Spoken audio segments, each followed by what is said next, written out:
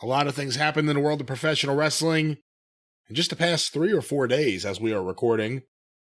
I guess if I have to pick one, we won't start with SmackDown.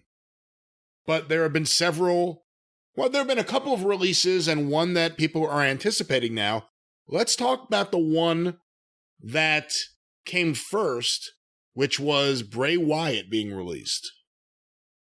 Well, the crispy critter of Canyon Creek has been future endeavored. After you burn a guy alive and then resurrect him and then beat him, what else can you do with him? You've set the guy on fire on television. When I heard this, and a lot of people are speculating that Nick Khan and his cohorts in the business end have more pull than ever before. Well, they ain't speculating. That's the truth. Vince has even said it or admitted to it. And they want to balance the budgets and everything. But if Bray Wyatt, and I'm not saying this bad about the person behind Bray Wyatt, but if Bray Wyatt was still of any value to them that they thought, and they see the merchandise numbers, everybody was going crazy about how much merchandise he sold. They see the merchandise numbers. They're not going to release a guy at that level unless they feel that there's no more they can do with him and it ain't performing like it used to. And that's not necessarily Bray Wyatt's fault. Or what is his real name? He's one of the Wyndham Rotunda. Okay. Well, there you go. I was about to say he's one of the Wyndham/Rotunda family, and that's his name. Yeah, exactly. So he can't be Bray Wyatt anywhere else.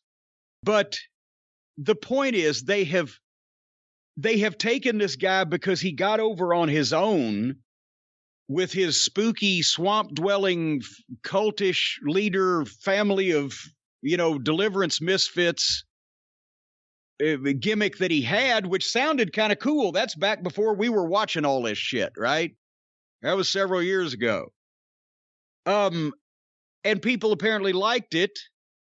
So then they go further and further with the supernatural and teleportation and the fucking all the shit that we've talked about over the past, 2 years that we've seen out of it. It went so far. You couldn't do anything else with this. Literally, they burned him alive in the middle of the ring, allegedly, to ashes.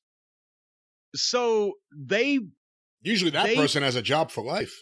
But they diminished their own talent, and now that he's not worth, apparently to them, what they feel that they've got in it, or they're paying him, or there's nothing else left to do, then they release him. So they're handing him to AEW, who of course will pick him up because you've mentioned the unlimited father fund, but he can't be Bray Wyatt. He's still a talented guy under there somewhere underneath all the bullshit that we've hated over the last 2 years.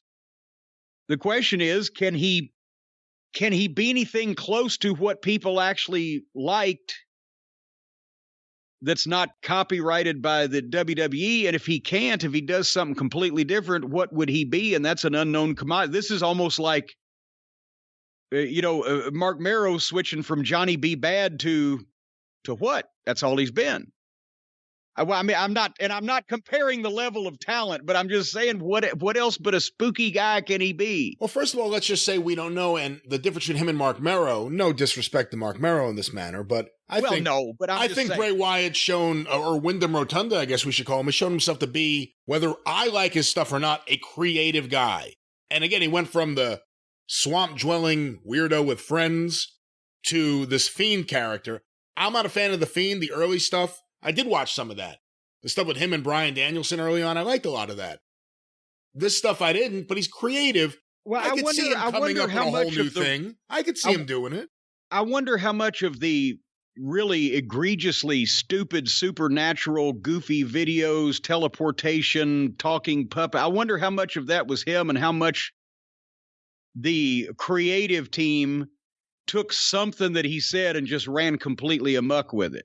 Well, let me ask you this, and I'll go back to the AEW question you asked before in a moment, but I did see several people bring this up, and I thought to myself, that's a really interesting point. I hadn't thought of it.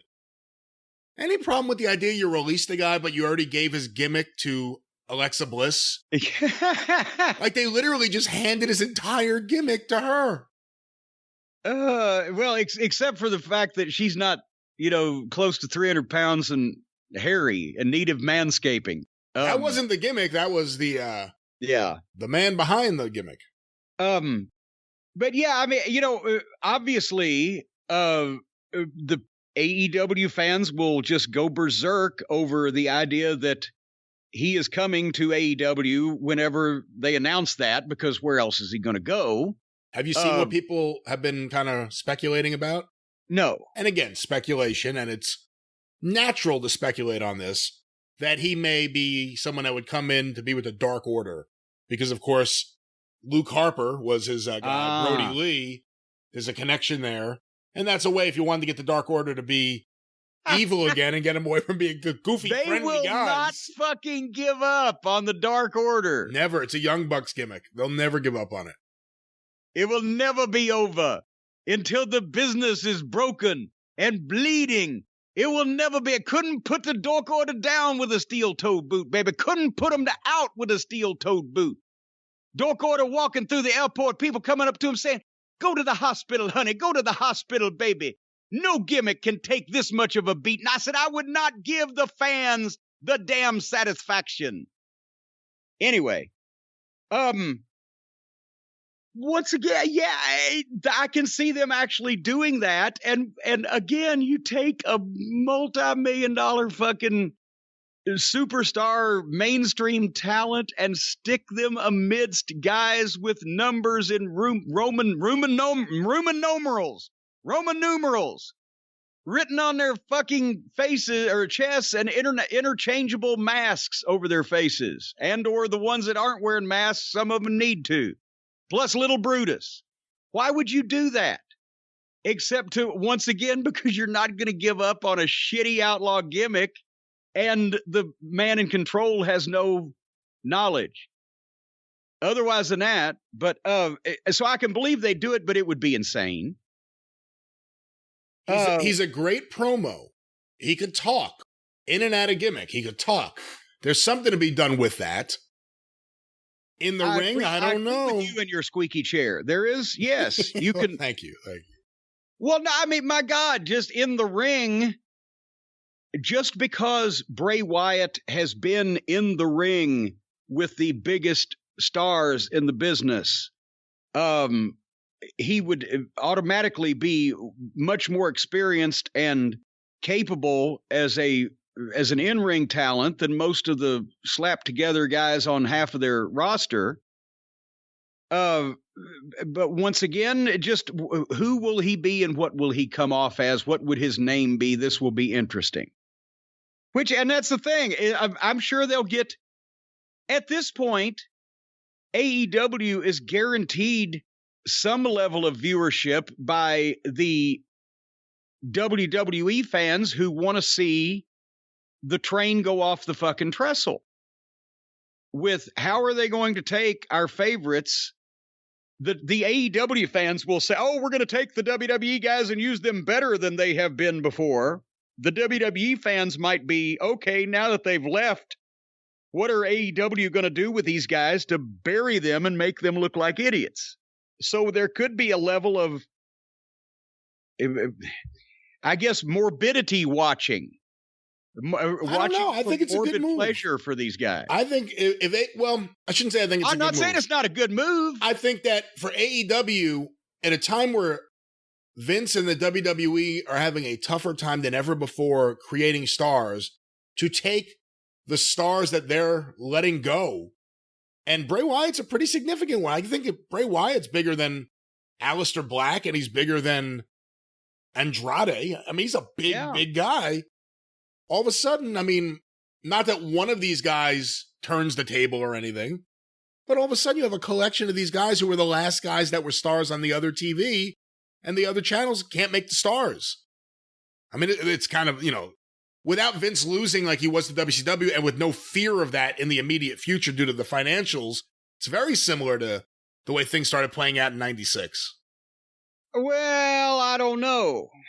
Because, in 96, there was not only a great collection of underneath talent, 96, 97, a great collection of underneath talent waiting to get out from underneath the Nashes and the Halls and that era of WWF guys. But there were more stars in general, and there were more viewers to steal. So we can't expect the WWE to keep. When we went through their roster, what was it? Somebody counted. We said we're not going to count all these, but somebody counted. There was 200 and something talents on their roster. So at some point, they got to get rid of some of these people. Now the question is whether they should just get rid of the bottom fucking 50 that we've never even heard of, and save the same amount of money as Strowman, Wyatt, and a couple of others that we have heard of. But now, then again, AEW is reacting by signing up whoever that they let go. WCW was signing up people that could get away. It was, it was a little different. That's true. And also, and we're assuming, by the way, that they're signing Bray Wyatt. Again, we don't know that is going to happen. No, he's going to start hosting a cooking show. As a matter of fact, Hotchkiss Featherbottom has already got a spot open for him as co-host of the Velvet Colander. So anyway, but there's no coherent plan to this shopping trip that AEW has been on. Their first talent roster that they put together and debuted with was incoherent because it was 3 or 4 different sections of the EVPs giving all their friends a job that they were enamored of their goofy gimmicks that nobody had ever seen for good reason, plus a couple of stars. Then over a period of time, they started, when they said they were not going to be the place where all the WWE cast-offs and retreads came, like every place else has been, and that held true until there were cast-offs and retreads available, and those started filtering in. And then, at least we started seeing less of, Sonny Kiss, the legless boy, and JoJo, the dog-faced guy. But because now they've actually got some semblance of talent. Yeah, give them credit. You did say early on, I hope they get rid of all these people once they start getting talent, and they actually have. They actually have. Well, but we don't know that they've gotten rid of anybody. I think everybody still seems to be getting paid. That's true. And they get paid to sit in the crowd during the COVID era, and they have 15 matches on their YouTube show. So I'm not sure they got rid of him. At least we don't have to look at him on television.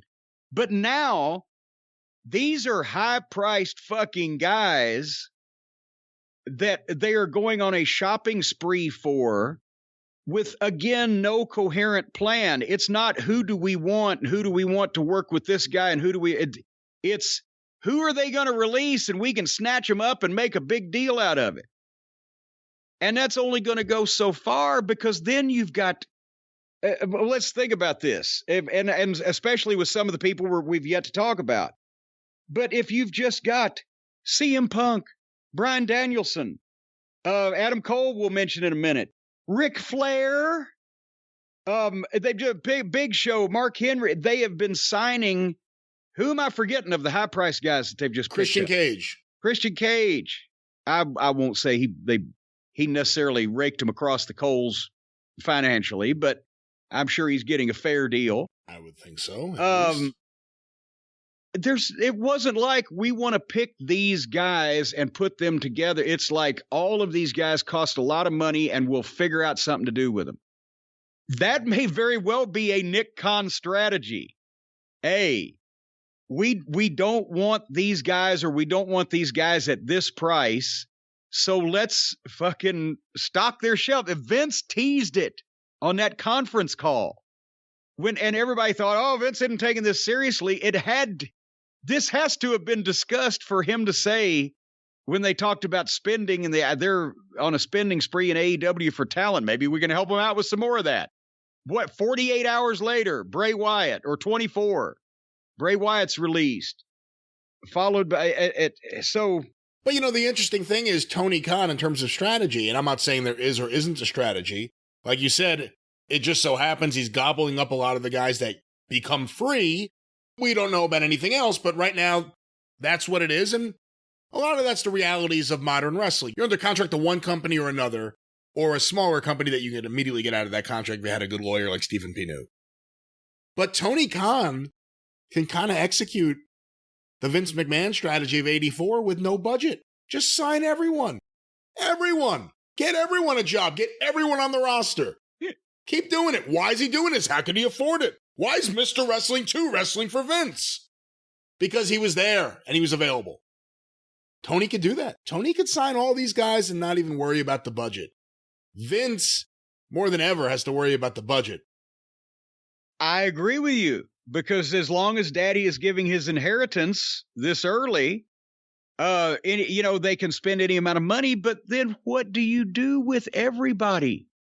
And then where does the line of demarcation come between this new revolutionary company with all these fresh faces and this new company on an established network with a bunch of familiar faces under other names? Yeah, you should take some of that money and start another promotion and hire someone else to run it and put half the talent there, because then he would have a way to do it. Because this is a lot of guys. Even with 2 YouTube shows and a Friday night show coming,